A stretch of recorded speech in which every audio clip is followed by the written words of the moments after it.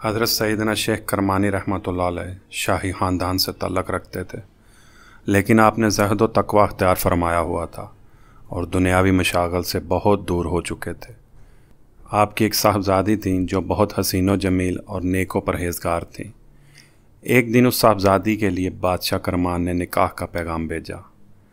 آپ یہ پسند نہ فرماتے تھے کہ ملکہ بن کر میری بیٹی دنیا کی طرف مائل ہو، اس لیے آپ نے کہلا بھیجا کہ مجھے جواب کے لیے 3 روز کی مہلت دیں۔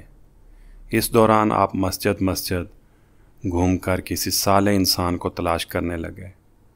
دوران تلاش ایک لڑکے پر آپ کی نگاہ پڑی جس کے چہرے پر عبادت و پرہیزگاری کا نور چمک رہا تھا۔ آپ رحمۃ اللہ علیہ نے اس سے پوچھا، تمہاری شادی ہو چکی ہے؟ اس نے نفی میں جواب دیا۔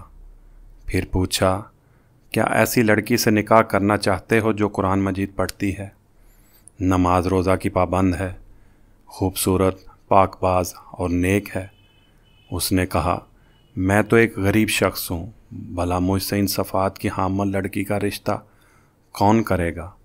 آپ رحمۃ اللہ علیہ نے فرمایا، میں کرتا ہوں، یہ درہم لو اور 1 درہم کی روٹی، 1 درہم کا سالن اور 1 درہم کی خوشبو خرید لاؤ۔ نوجوان وہ چیزیں لے آیا۔ آپ رحمۃ اللہ علیہ نے اپنی صاحبزادی کا نکاح اس پارسا نوجوان کے ساتھ کر دیا۔ صاحبزادی جب رخصت ہو کر شوہر کے گھر آئی تو اس نے دیکھا کہ گھر میں پانی کی ایک صراحی کے سوا کچھ نہیں ہے، اور اس صراحی پر ایک روٹی رکھی ہوئی دیکھی۔ پوچھا، یہ روٹی کیسی ہے؟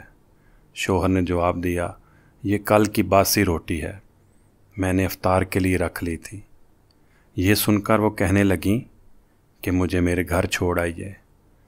نوجوان نے کہا، مجھے تو پہلے ہی اندیشہ تھا کہ شیخ کرمانی کی دختر مجھ جیسے غریب انسان کے گھر نہیں رک سکتی۔ لڑکی نے پلٹ کر کہا، میں آپ کی مفلسی کے باعث نہیں لوٹ رہی ہوں، بلکہ اس لیے کہ مجھے آپ کا توکل کمزور نظر آ رہا ہے۔ اس لیے مجھے اپنے والد پر حیرت ہے کہ انہوں نے آپ کو پاکیزہ خصلت، عفیف اور صالح کیسے کہا، جبکہ آپ کا اللہ تعالیٰ پر بھروسے کا یہ حال ہے کہ روٹی بچا کر رکھتے ہیں۔ یہ باتیں سن کر نوجوان بہت متاثر ہوا اور ندامت کا اظہار کیا۔ لڑکی نے پھر کہا، میں ایسے گھر میں نہیں رک سکتی جہاں ایک وقت کی خوراک جمع کر کے رکھی ہو۔ اب یہاں میں رہوں گی یا روٹی؟ یہ سن کر نوجوان فوراً باہر نکلا اور روٹی خیرات کر دی۔